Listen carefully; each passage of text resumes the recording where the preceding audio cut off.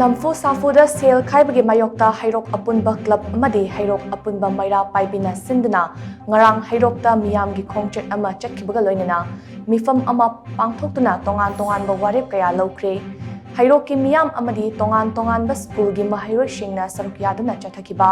meeyamgi khongchat adu Heirok part 1 part 2 amadi part 3 gi Tongan Tonganba meepham singdagi laklaba matong Heirok part 2 polo ground da lamthongpham oike khongchat adana Heirok part 2 polo ground yorklaba matungda mafam aduda meeyamgi meepham amasu pangthoke meepham aduda Heirok Apunba Club ki president W Jivan advisor M Rameswar